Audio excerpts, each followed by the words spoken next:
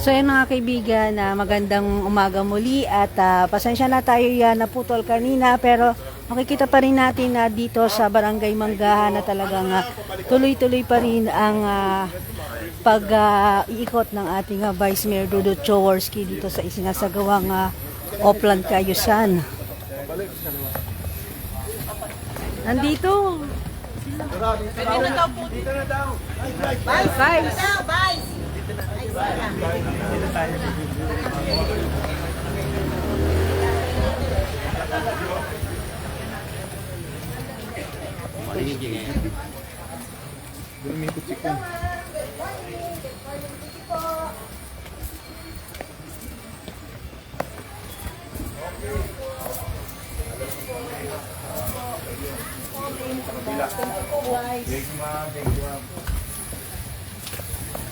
So dito mga kaibigan, pupuntahan pa rin ng ating Vice Mayor Dudut Jaworski yung kabilang area naman po nitong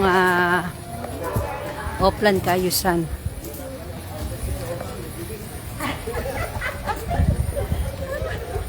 Nawala na yung mga... Yeah.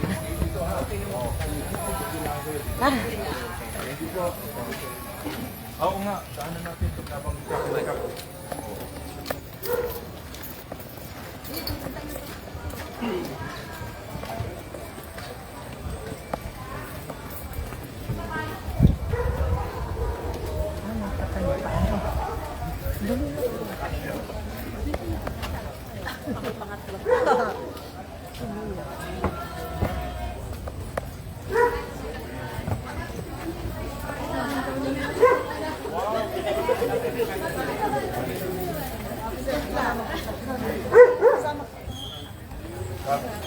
Gold medalist po yung anak po niya sa basketball rin.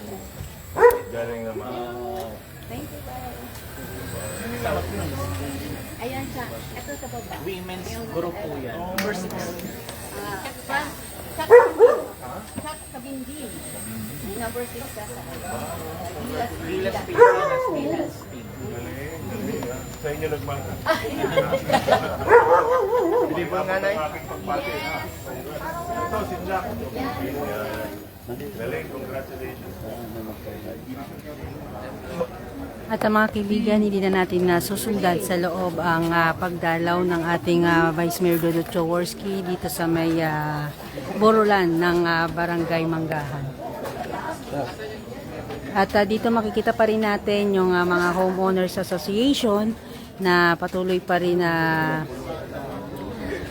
nandito at sinasamahan ng ating Vice Mayor Dudut Jaworski sa pag-iikot nga po dito sa Barangay Manggahan. May letter.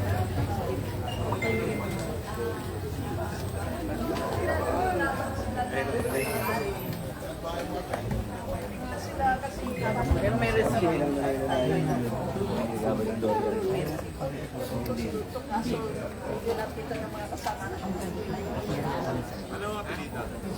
Meron po akong kondo.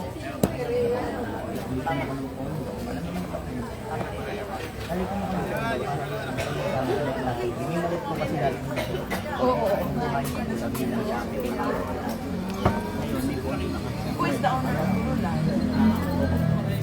Pareho kayong kawan. Pwede po ano po? May ano po.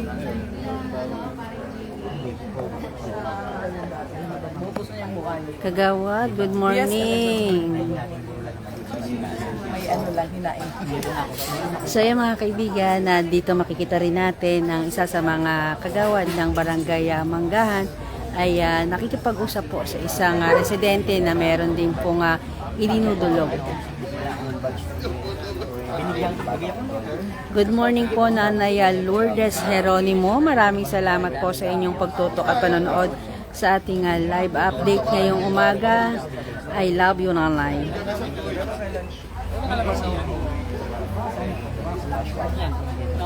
At dito mga kaibigan, kasama pa rin ang mga engineering department dahil nga po sa pag may lumalapit na mga residente ay talagang ang engineering department ay nakatugon din po sa kanilang mga nais ipasaayos dito sa kanilang lugar. Pero yung sabi nila, kung hindi ako pirma, bibigyan nila. Harap yung mga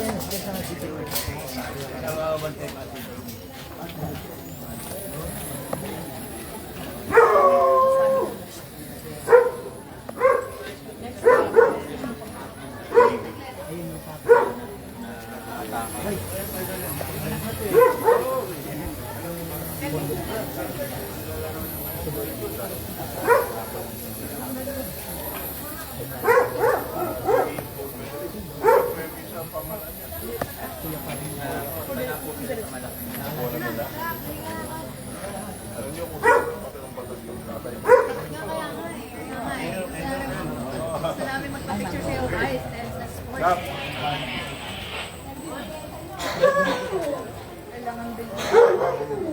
Congratulations. ano po yung concern ko niyo? Saan mo matagal?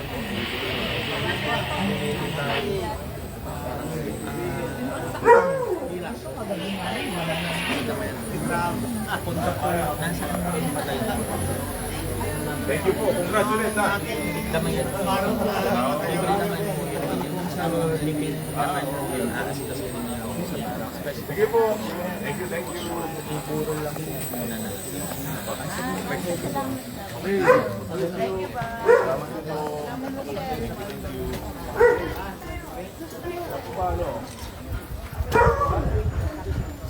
Ito na po kami kita. Ate Nelly, ito na po kami sa'yo.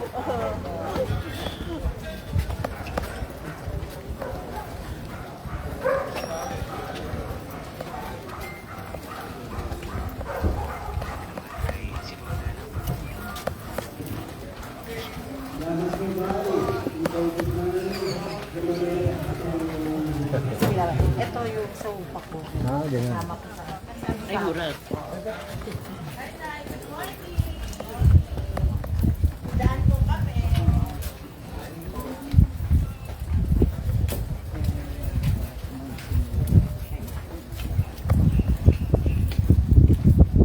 Isang street pa.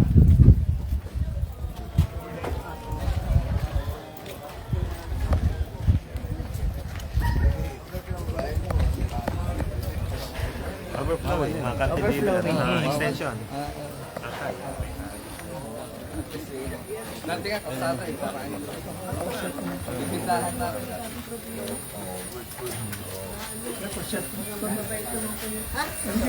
Kap, sino kayo? Basta. Okay. Okay po, get ready. 1, 2, 3, po. Thank you, thank you. Basta. Opo. Sir, mga concern tayo.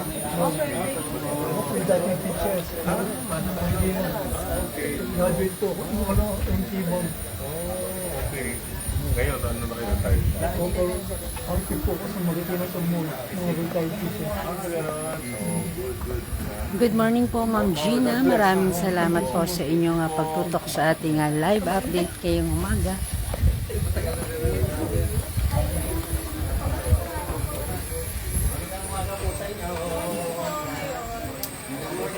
Morning, morning. Okay, pwede, pwede.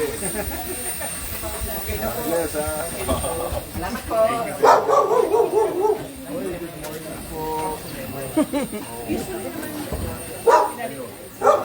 Ayan, okay. Meron din siyang ano. Okay. Thank you po. Thank you. Ayun. May mga concern ba kayo dito? Meron naman. Ano yung concern? Wire. Ay, sorry. So dito atin man nga narinig mga kaibigan yung nire-request at concern ng isang residente dito yung mga wiring. Yan po yung mga tanong natin. Sige po, mamaya. Thank you po.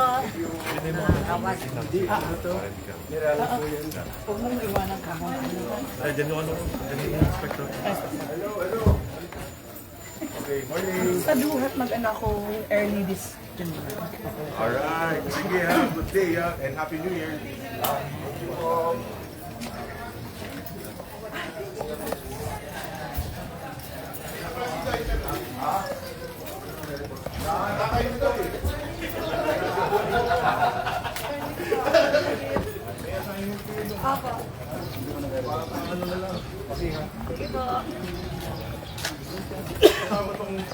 Kasama.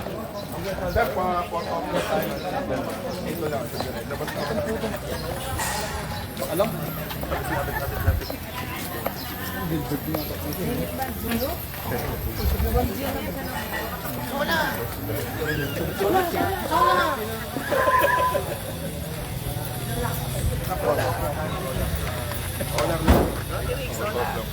Press. Press.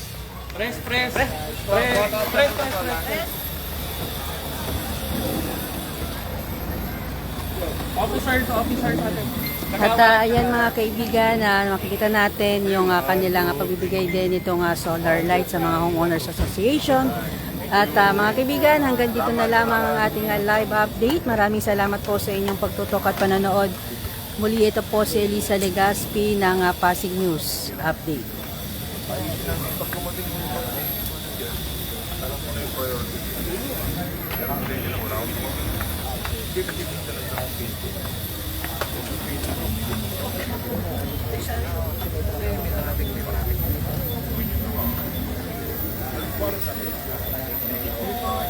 Thank you.